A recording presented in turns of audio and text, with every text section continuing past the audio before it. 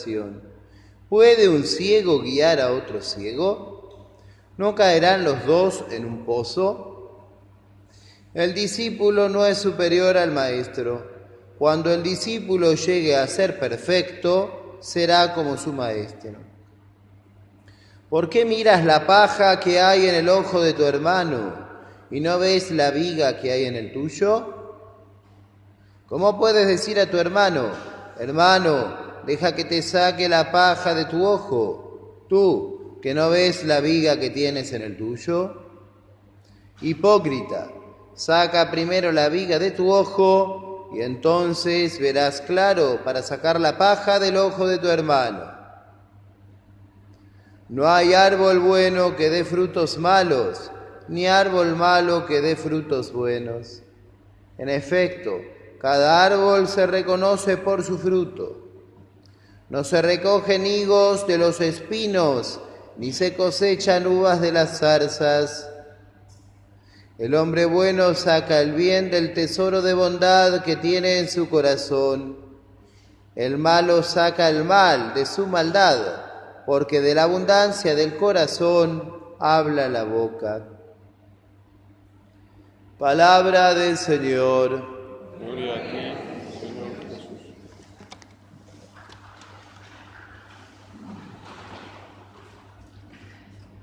La semana pasada hemos meditado en el Evangelio sobre la caridad.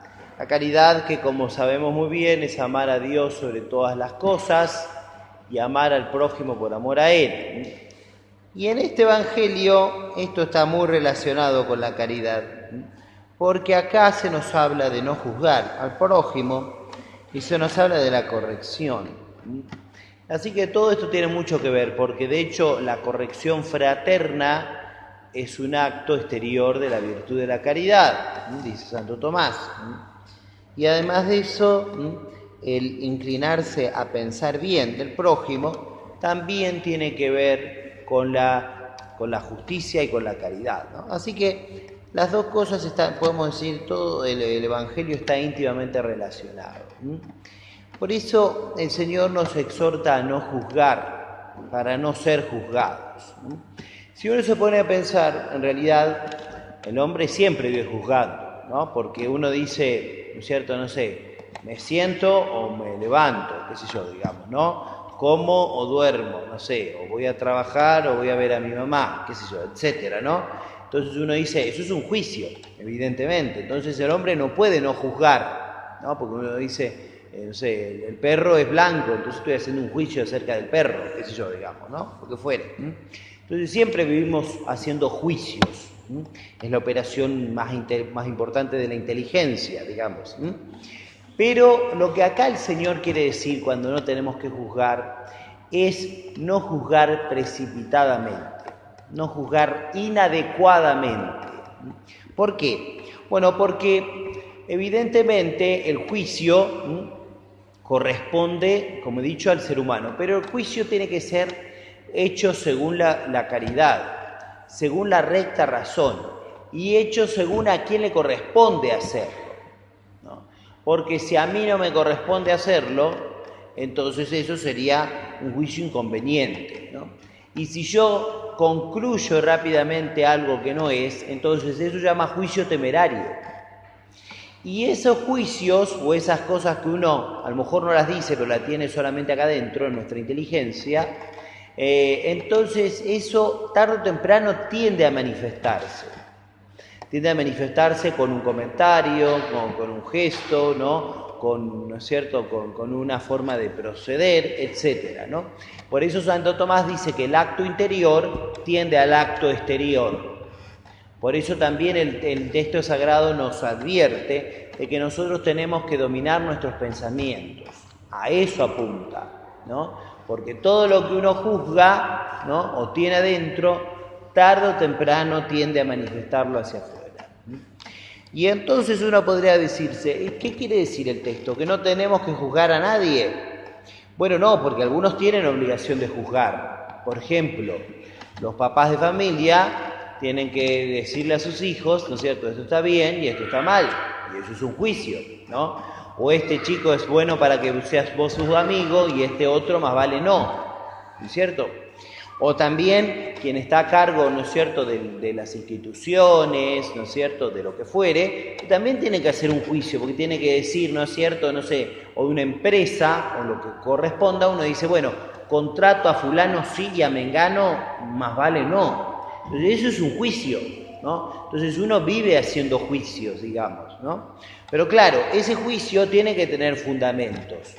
No puede ser simplemente porque este es mi amigo sí y aquel otro porque no me cae bien no, y a lo mejor el que no me cae bien en realidad es mejor que este otro que yo prefiero, digamos, ¿no? Entonces eso sería un juicio temerario, ¿no? Sería como un juzgar precipitadamente. Santo Tomás, cuando habla de la necesidad de que uno juzgue bien, dice que el problema está cuando uno empieza a hacer conjeturas fácilmente, ¿no? Porque a veces las conjeturas parten de la maldad de nuestro corazón. Entonces uno dice, bueno, fulano sí, porque seguro que piensa mal y acertarás, como dice ese dicho que es bastante desagradable. Porque el cristiano no tiene que pensar mal y de esa manera acertar, ¿no?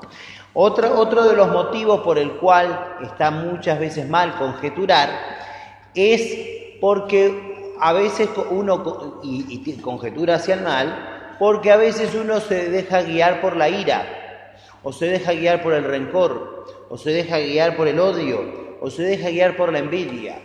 Entonces uno dice, no, seguro que esto. Y a lo mejor uno no concluye fácilmente eso. Por eso es que nosotros tenemos que intentar purificar nuestro corazón, ¿no? Para no juzgar así, de esa manera. También dice Aristóteles que a veces uno juzga así, de esta manera, porque uno tiene experiencia de la vida, más cuando uno ha tratado con muchas personas, cuando uno ha gobernado muchas veces una institución o lo que sea, entonces uno ya tiene cierta experiencia, entonces uno intuye ciertas cosas. Esto también incluso puede a veces hacer mal, ¿no? Aunque es menos grave que lo otro, pero también está mal muchas veces, ¿no? Por lo tanto, uno tiene que estar siempre alerta para uno no juzgar sobre todo las intenciones de los corazones, porque eso es lo que muchas veces no conocemos. Claro que exteriormente uno dice, bueno, a ver, los 10 mandamientos, por ejemplo, ¿no? ¿Por qué están muchos escritos con el no? O sea, no cometer actos impuros, no matar, no robar, no mentir, etc. ¿Por qué dicen no? Dicen no porque esas acciones siempre y por siempre van a estar mal, como explica Santo Tomás y vuelve a enseñar el Papa Juan Pablo II en su encíclica sobre la moral, que se llama Veritatis Splendor, ¿no? Siempre y por siempre van a estar mal. Entonces, no importa quién la haga el presidente o el último ciudadano de la Argentina, digamos, no importa quién la haga, siempre robar va a estar mal, punto, digamos, ¿no? Entonces, claro, en esas circunstancias uno dice, bueno, a lo mejor uno podrá disculpar la intención hasta la medida que se pueda, digamos, ¿no? Pero el que roba siempre va a estar mal, no importa quién sea, digamos, ¿no? No importa si roba haciendo rutas o si roba con una criptomoneda, no importa, digamos, siempre va a estar mal, punto, digamos, ¿no? Es así. Entonces uno tiene que tener eso en claro, tiene que tenerlo siempre bien presente. Entonces lo que uno no puede juzgar son las intenciones, sobre todo cuando uno no sabe para qué hace una persona esto o aquello, digamos, ¿no? Entonces, en ese aspecto es como el Evangelio nos dice esto, que dejemos a Dios que va a sacar a la luz las intenciones ocultas de los corazones de los hombres, ¿no? Y cuando uno hace un examen de conciencia, uno tiene que intentar de decir por qué yo hago esto que está mal, ¿no? Por eso yo recién decía, no es lo mismo que uno juzgue mal por envidia o por odio o por rencor. Porque lo que uno tiene que intentar hacer en la vida interior, en la vida espiritual, es purificar las intenciones. No solo decir, juzgo mal y ya. No, sino decir, ¿por qué juzgo mal? Porque a lo mejor es simplemente, esa persona me cae mal por, qué sé yo, ¿no? Entonces yo tengo que corregir eso otro también. Porque la envidia puede ser causa de que yo juzgue mal, o puede ser causa de que yo le haga trampa cuando tenga cierta oportunidad. Y entonces lo que hay que combatir ahí, el pecado de raíz, es la envidia. Hay siempre uno, a lo sumo dos, pecados que son las raíces de todos los demás, ¿no? Que se llama vicio dominante, que es lo que uno tiene que intentar de corregir y para crecer en la vida interior, en la vida espiritual. Por eso, en este día, donde Dios nos recuerda que tenemos que intentar de juzgar con la caridad, ¿no? De intentar de juzgar según la recta razón y de intentar excusar al prójimo cuando no tenemos nosotros los motivos reales de eso, ¿no? De intentar excusarlo, ¿no? Por eso el derecho romano dice in dubio pro reo, ¿no? Es decir, en la duda a favor del reo. Santo Tomás incorpora eso en su propia doctrina y él dice que es mejor errar que pecar. Porque a veces yo erro si intento excusar al prójimo, ¿no? Erro porque a lo mejor efectivamente el prójimo tenía una mala intención, pero a los ojos de Dios eso es mucho mejor. Es mucho mejor para que efectivamente nosotros evitemos condenar precipitadamente a cualquier persona. Por eso en este día tenemos que pedirle al Señor que ante todo nosotros podamos purificar esos pensamientos, que podamos purificar esos juicios que muchas veces hacemos, ¿no? Sobre todo en un pueblo chico como el nuestro, donde nos conocemos todos y entonces pensamos que todos podemos juzgar de todo, digamos, ¿no? Y eso está mal, y eso no debe ser así, ¿no? Porque, como dice el texto sagrado, de la abundancia del corazón habla la boca. Entonces, si uno siempre tiende a juzgar mal del prójimo, entonces tarde o temprano empieza a decirlo y eso ya empeora el pecado, ¿no? Empeora el pecado. Por eso pidámosle a Nuestra Señora la gracia que nos enseña a nosotros a rezar por las personas que se equivocan, ¿no? Por intentar excusar a las personas que no sabemos por qué dijo o hizo tal o cual cosa, y dejarle los demás juicios a Dios, ¿no? Y sí que actuemos en tanto y cuanto nos corresponda en nuestra familia, en nuestro trabajo, en las decisiones que nosotros tengamos que tomar, pero siempre que intentemos hacerlo de la mejor manera, en la caridad y desde la mirada de nuestro Señor. De esta manera tendremos nosotros el premio que esperamos gozar todos juntos en el cielo cuando el Señor le dé a cada uno según sus obras.